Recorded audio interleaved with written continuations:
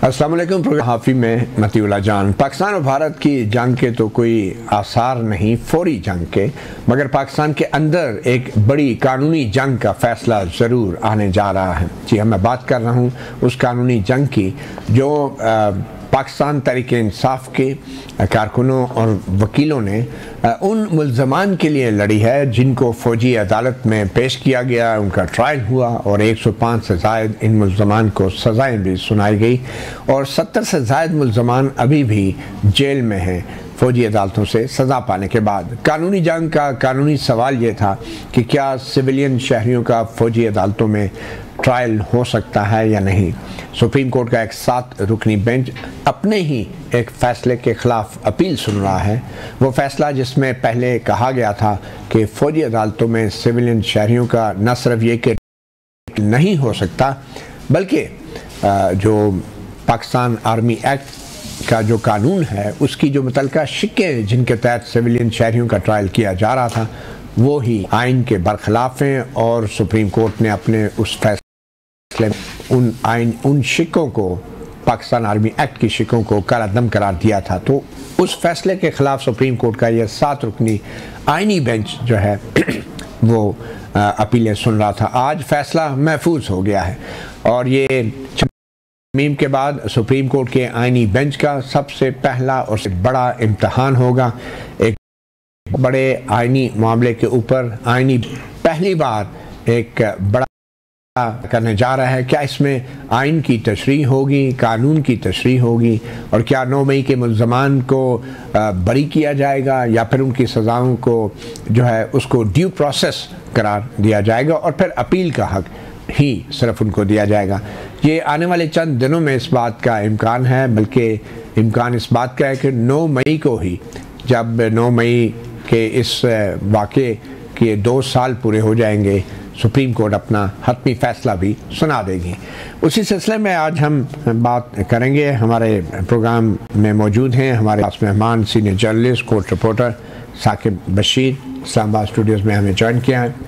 उनके साथ तशरीफ़ रखते हैं पाकिस्तान तहरीक इंसाफ के सेनेटर डॉक्टर हुमायूं महमूद और हमें ज्वाइन किया है मुस्लिम लीग नून की रुकन पंजाब असम्बली उज़्मा कारदार। बहुत शुक्रिया आप तीनों मेहमानों का।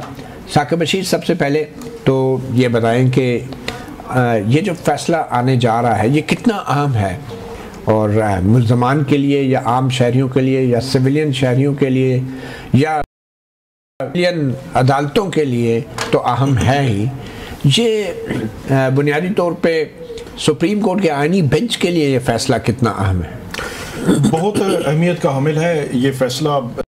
दिसंबर 2023 अक्टूबर 2023 को जो फैसला आया था उसके खिलाफ अपीलें हैं और ये भी हमें ज़हन में रखना होगा कि सुप्रीम कोर्ट के उस फैसले पर अमल नहीं हुआ था जो 23 अक्टूबर 2023 को आया था। फिर दिसंबर में अपीलें और में कहा गया था कि इन मुल्ज़मान को रिहा किया, सिविलियन की कस्टडी में दिया जाए और सिविलियन कोर्ट्स में, एंटी टेररिज्म कोर्ट्स में इनके मुकदमात चलाए जाएं, लेकिन उस पर कभी अमल नहीं हुआ और इसी सुप्रीम कोर्ट ने अपने ही उस फैसले पे अमल दरामद रोक दिया था और दिसंबर 2023 में जब अपीलें आई तो उस वक्त का बेंच ने ये पूछना भी गवारा नहीं किया कि आपने इस पर अमल किया है या नहीं किया, बल्कि उसको जो है वो सस्पेंड कर दिया और उसके बाद से लेकर अब तक तकरीबन 1.5 साल हो गया है ये मामला जो है वो सुप्रीम कोर्ट के सामने था।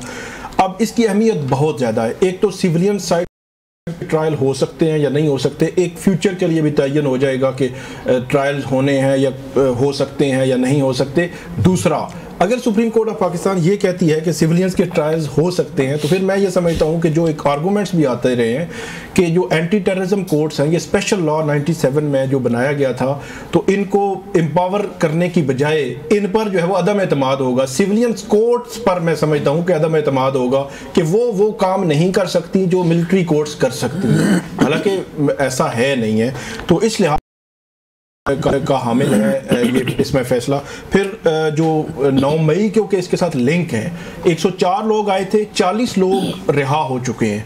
मेरा ख्याल है उनकी पास्ट एंड क्लोज ट्रांजैक्शन वही होगा, लेकिन 65 अभी भी मिलिट्री कस्टडी से उनको सजाएं हुई और उसके बाद वो अभी जो सिविलियन हैं पे हैं वो कोर्ट ऑफ अपील में है, मिलिट्री कोर्ट्स में। अच्छा, ये जो फैसला है अगर तो इसमें सुप्रीम कोर्ट इनकी अपील मंजूर कर लेती है, फिर तो उनका कोर्ट ऑफ अपील में ही और वही प्रोसीजर सारा होगा।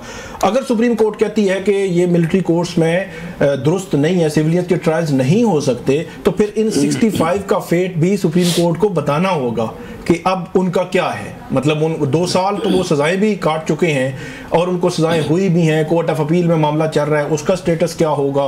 क्या उनको फौरी रिहा कर दिया जाएगा और सिविलियंस कोर्ट्स में या एंटी टेररिज्म कोर्ट्स में ट्रायल्स के लिए दोबारा भेजा जाएगा या उसको क्लोज कर दिया जाएगा? ये बात है जिन सब के जवाब सुप्रीम कोर्ट को अपने इस फैसले में देने होंगे।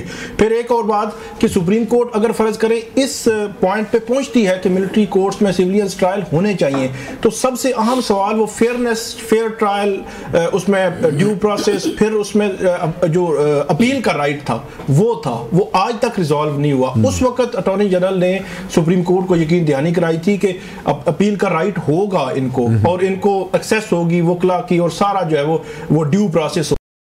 लेकिन आज जब वहां पे खड़े थे आसान न्याजी के वालिद, तो वो अटॉर्नी जनरल की तरफ इशारा करके कह रहे थे इन्होंने तो कहा था कि अपील का राइट होगा और ये भी होगा और वो भी होगा। बात उन्होंने की, जो ख्वाजा हारिस है उन्होंने मिलिट्री कोर्ट्स को इस तरह ग्लोरीफाई किया है कि अब मैं समझने लग गया हूं कि सब कोर्टों को छोड़ के मुझे वहां पे चला जाना चाहिए। बिल्कुल सही। डॉक्टर हुमायूं मोहम्मद साहब, आपके पार्टी है, आपके कारकुन हैं, फौजी अदालतों में ट्रायल हुआ, सजाएं हुई, जेलों में पड़े हैं 2 साल से, और आज अटॉर्नी दलाइल में ये कहा है कि जिस किस्म का 9 मई को वाक़या हुआ उस तरह का रद्द अमल तो भुट्टो की फांसी पे पीपल्स पार्टी ने कभी नहीं दिया था और MRD की मूवमेंट चल रही थी। जनरल ज़िया-उल-हक के दौर में कभी फौजी तनसीबात पे हमले नहीं हुए। तो आप अटॉर्नी जनरल के इस इस्तदलाल के हवाले से क्या कहें?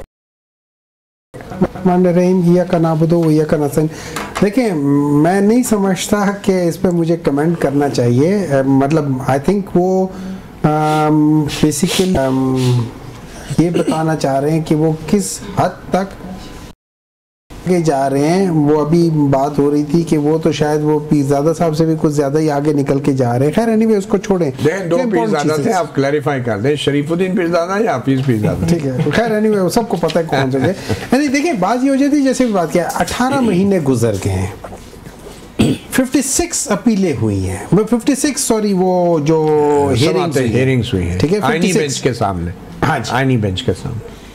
This is called justice delayed is justice denied। कितने लोगों को क्या क्या हुई है। फिर इसमें है क्या, जब हम मिलिट्री कोर्ट्स की बात करते हैं, मिलिट्री कोर्ट्स में जब हम उसको पढ़ते हैं तो उसमें साफ बताया हुआ है कि किन 4 कैटेगरीज को आप मिलिट्री कोर्ट्स में डाल सकते हैं, उसके अलावा आप किसी को डाल नहीं सकते। चलें, ये तो खैर लीगल आर्गुमेंट है ना। ये वायलेशन ऑफ आर्टिकल 175(3) का भी ये वायलेट करता है।